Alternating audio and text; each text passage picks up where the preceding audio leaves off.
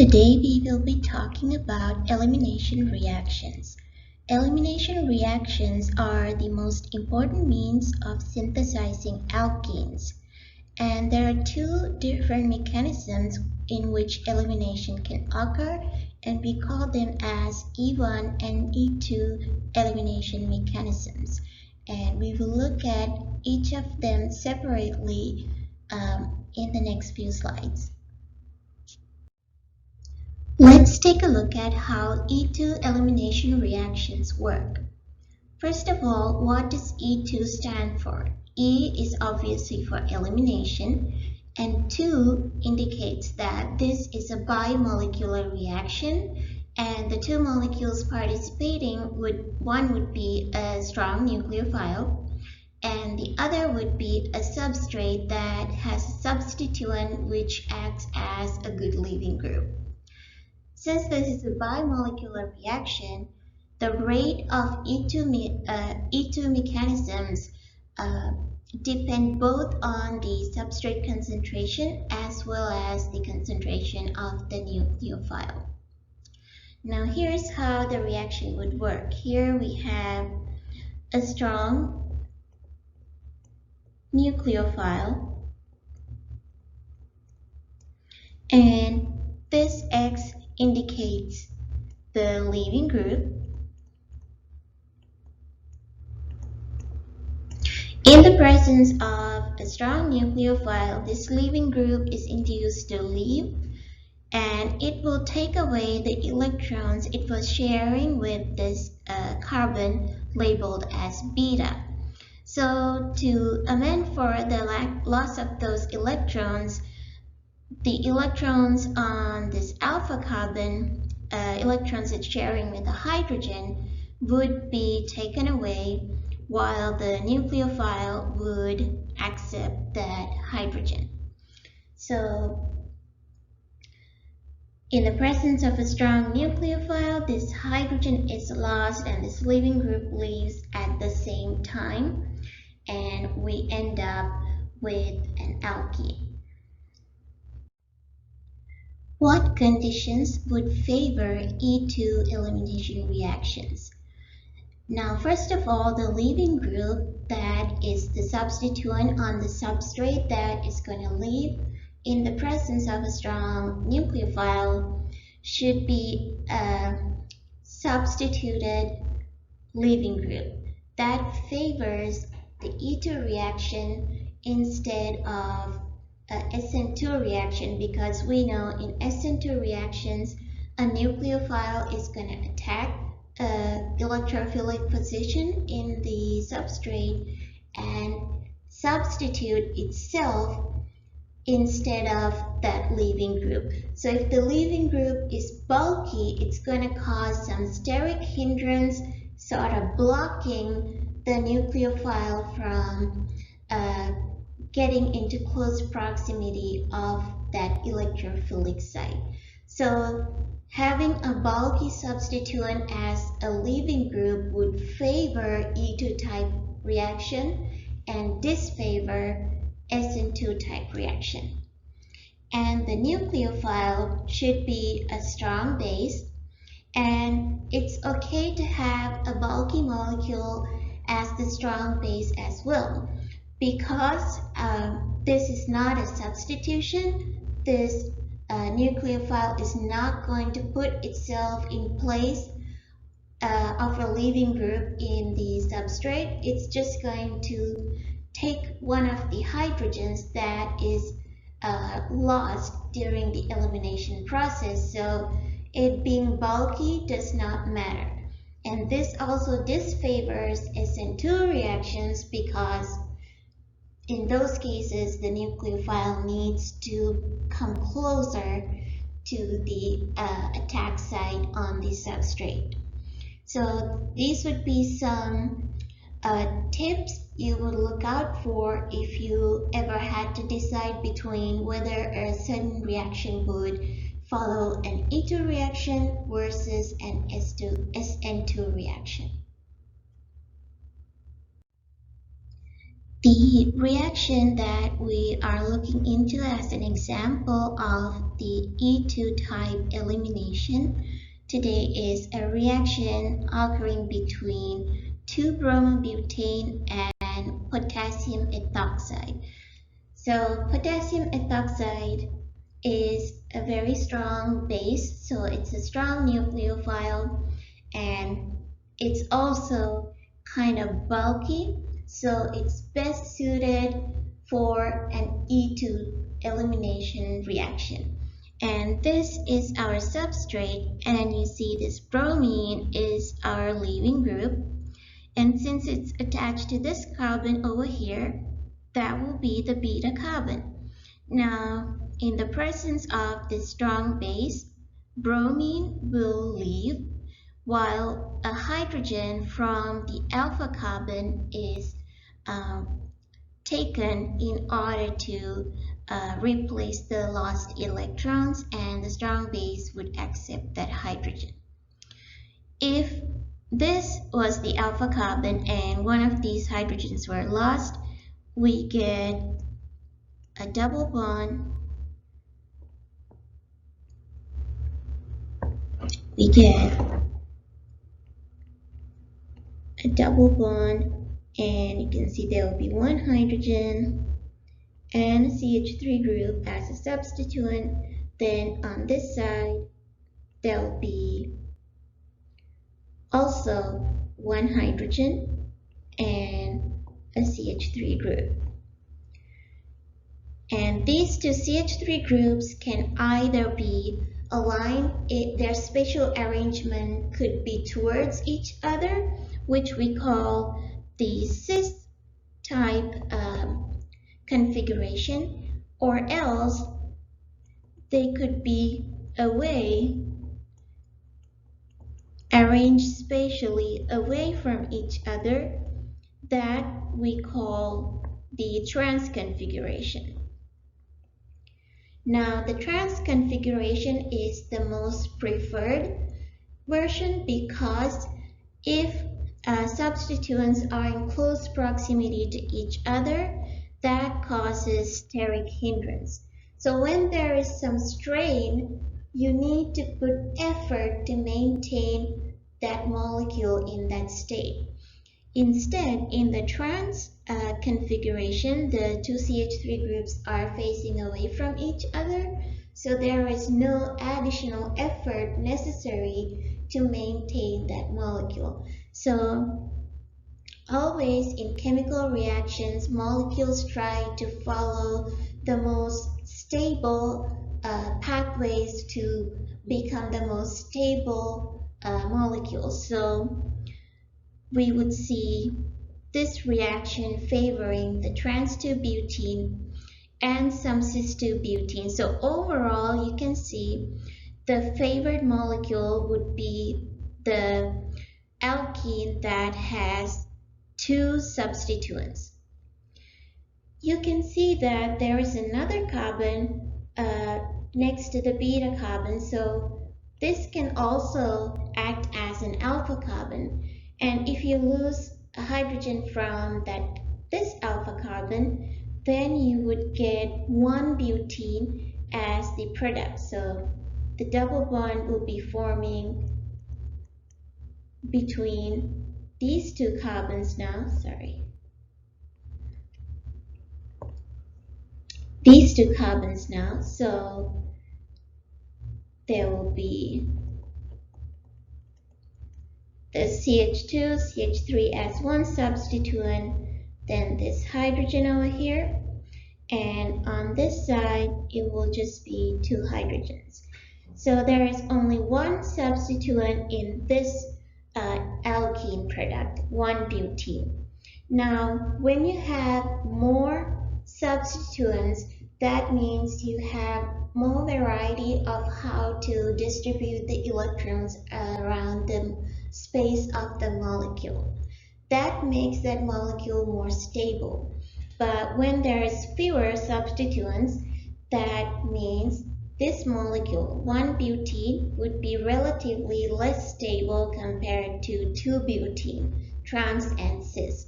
So in the products of this E2 reaction, we expect to see more of the 2-butene and less of the 1-butene. And within the 2-butenes, we would expect to see more of the trans 2-butene to be formed. Like I mentioned in the previous slide, most substituted alkenes are the more preferred product in an E2 type elimination reaction, and we call those products as Zaitsev products. And the less substituted alkenes are less favored by this mechanism, and there will be fewer alkenes formed with less substituent groups, and we call them as Hofmann products. Now, in ether reactions, we discussed earlier that this is a one-step reaction where the leaving group leaves and the hydrogen from which the electrons are taken is also eliminated in the same time. So if we were able to freeze those molecules going in their different pathways towards becoming 2-butene or 1-butene and cis or trans 2-butenes, if we can freeze them in their transition state, kind of like the intermediate state where the leaving group is kind of leaving and the hydrogen is giving its electrons to the beta carbon, and the strong base is coming to accept that hydrogen. These are all happening in the same time. So if we took a picture at that moment, this is how they would look like. Let me quickly change to the pen. So this would be the orientation. 2-bromobutane would exist if it's going towards forming trans 2-butene. Because the leaving group leaving and the proton loss is happening simultaneously, their optimal position, their optical arrangement in space should be anti-periplanar to one another. What that means is they should have a 180-degree difference in where they are aligned in the space. So this leaving group would leave, and the electrons of this hydrogen would be taken up by the alpha carbon, and the base will come and take this hydrogen, and we end up with trans 2-butene. And this is how this molecule would look if we froze it in between the leaving group leaving and the hydrogen here losing its electrons and the base coming to take away the hydrogen. You can see it's always the hydrogen that would be arranged in anti-periplanar position relative to the leaving group. So in this position, let's compare how different they are. In the one that's going towards becoming trans 2-butene, the two CH3 groups are facing away from each other, right? That means there's less steric hindrance. That means that pathway is going to be the most stable pathway, and molecules would prefer to go that way more than another one. But the transition state that leads to the formation of cis 2-butene, you can see that the two CH3 groups are facing each other in their spatial arrangement. This causes some steric hindrance, which makes it slightly less stable compared to the transition state that would become trans 2-butene. So that is why when we finally get these products, we would expect to see more of the trans-2-butene and less of the cis-2-butene. But in combination, 2-butene is still the most favored product because it has two substituents, and 1-butene is less favored. But let's take a look at how 1-butene will look like in the transition state. So here's the leaving group, and the hydrogen that will be taken should be 180 degrees to the leaving group. And we can draw the other groups.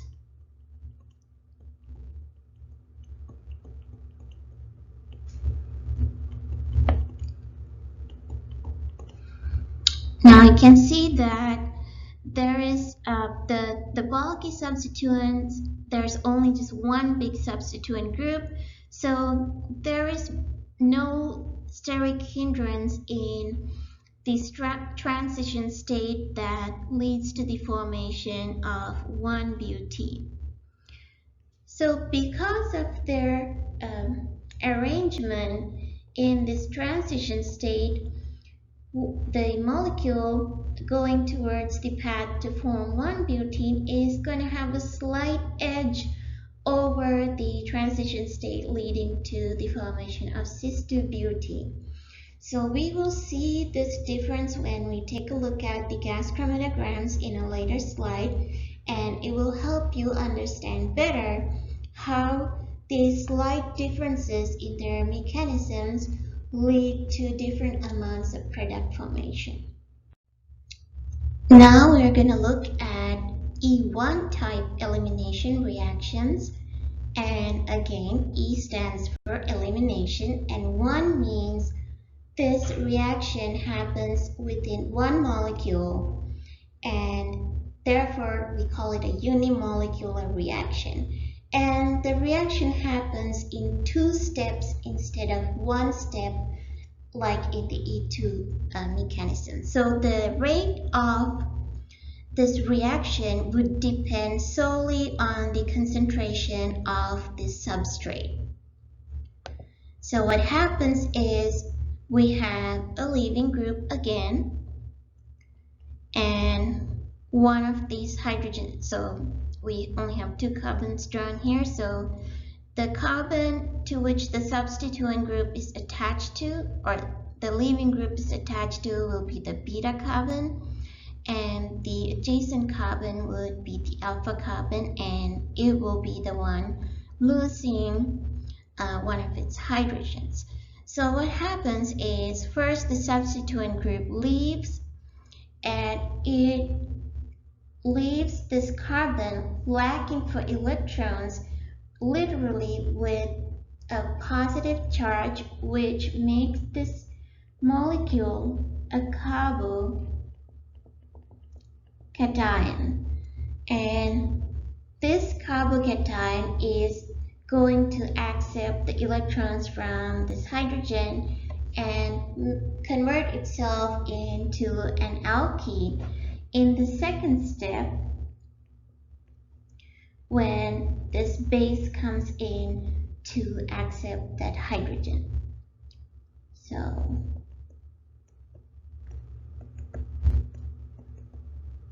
this would be the end product.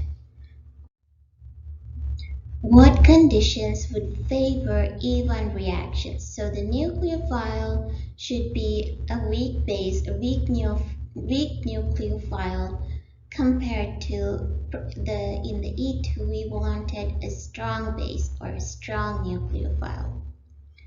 And the substrate should be able to form a relatively stable carbocation.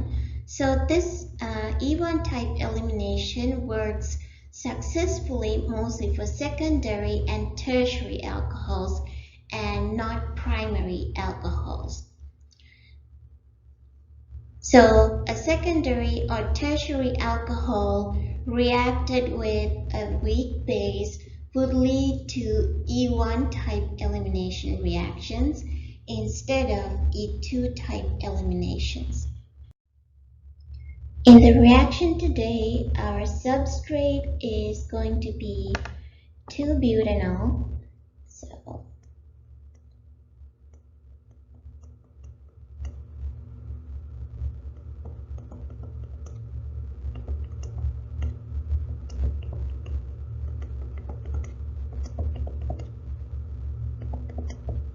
So this is 2-butanol, and as you can see, it's a secondary alcohol, so it's a more suitable substrate for the E1 type elimination. And the nucleophile or the weak base is going to be hydrogen sulfate,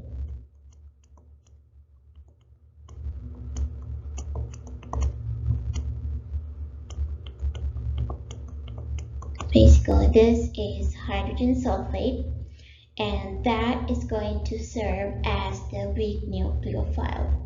And the leaving group is going to be water, because we're going to convert this OH into OH2 plus to make it a better leaving group.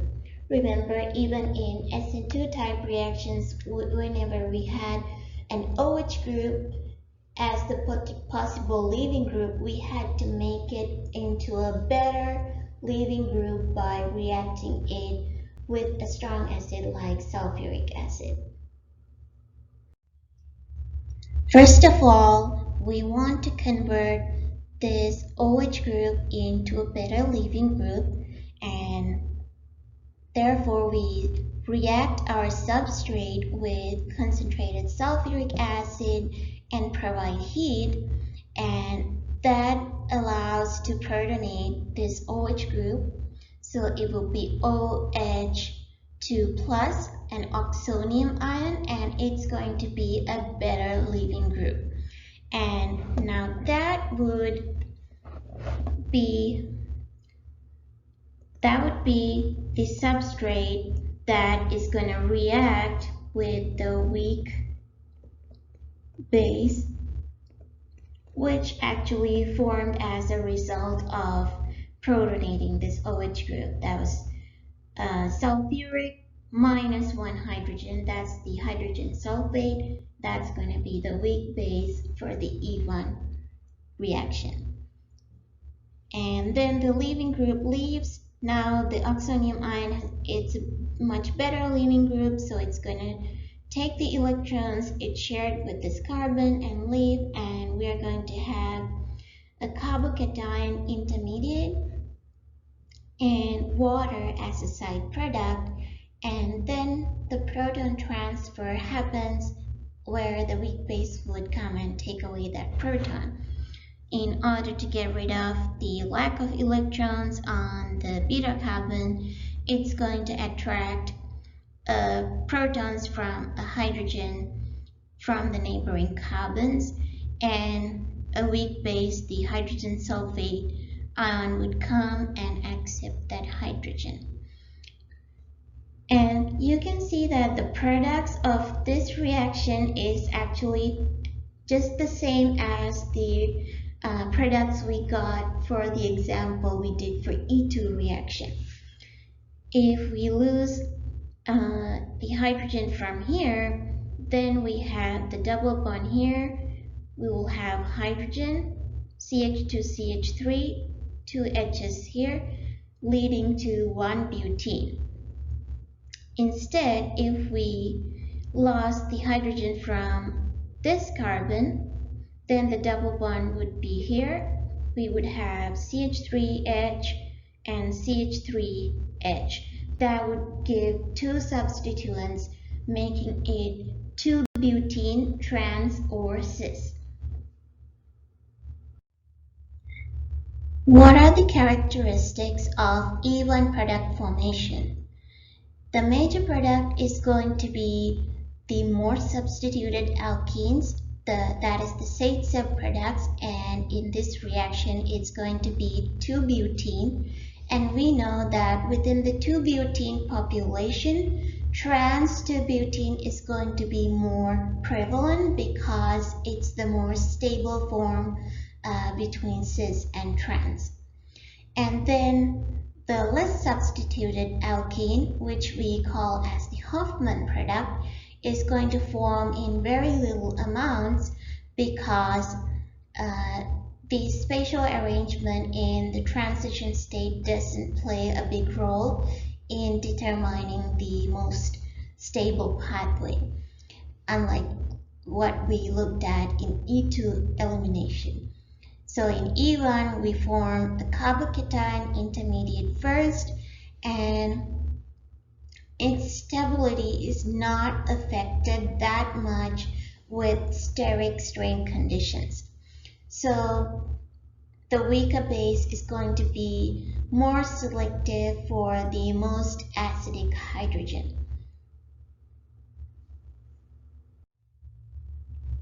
So summarizing what I discussed in the previous slide, trans product would be the more prevalent in the more substituted alkenes, and since the E1 reactions go through a planar carbocation intermediate, they do not require any specific orientation between the leaving group and the proton because it's not happening simultaneously like it happened in the E2 reaction. The leaving group has already left and formed a carbocation, so how the other substituents are arranged in space does not play a big role in how the hydrogen is going to be lost by where the weak base would come and accept it.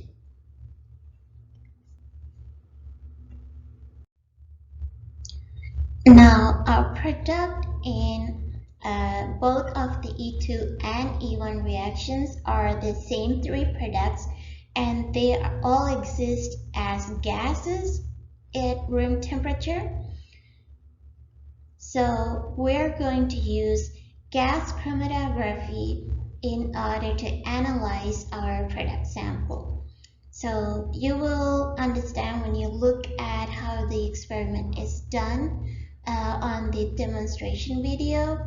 The product is in gas form, and we collect that gas into a closed tube, and we're going to draw out a sample of that gas in the tube using a syringe and inject a small gas sample into the gas chromatogram, and we will be able to get a gas chromatogram representing the compositions of each of those cis-2-butene, trans-2-butene, and 1-butene in the whole product combination. Now, what are the two bases of separation in gas chromatography? So it's either based on volatility, that is the boiling point, or else if there is a polarity difference between the molecules we're trying to analyze, then their separation is going to be based on polarity. So polarity is not clear in this analysis because this is the trans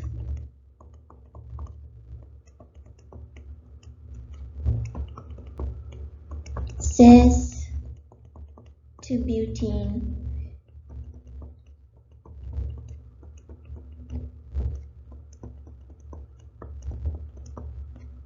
and 1-butene.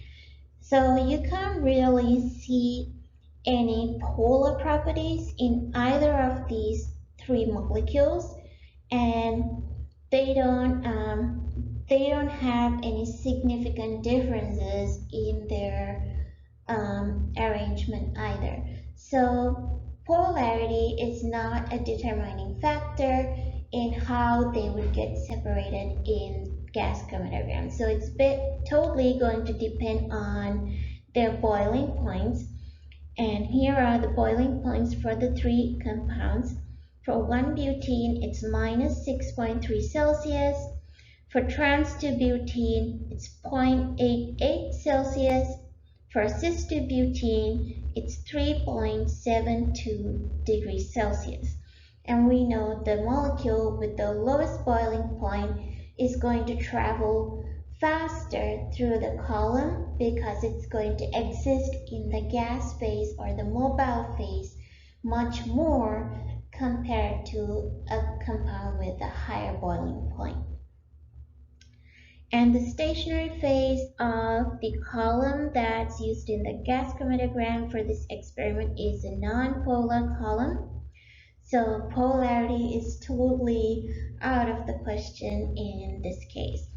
And mobile phase is going to be in a carrier gas, which in the instrument we have is helium.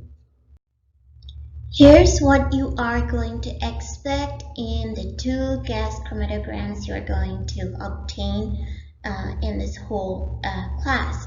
So here's the chromatogram for the E2 reaction. Here is the chromatogram for the E1 reaction.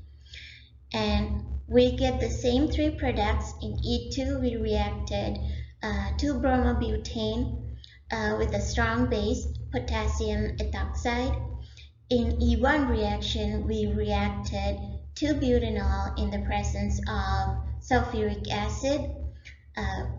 It converted the OH group into a better leaving group, and then the remaining hydrogen sulfate ion served as the weak base.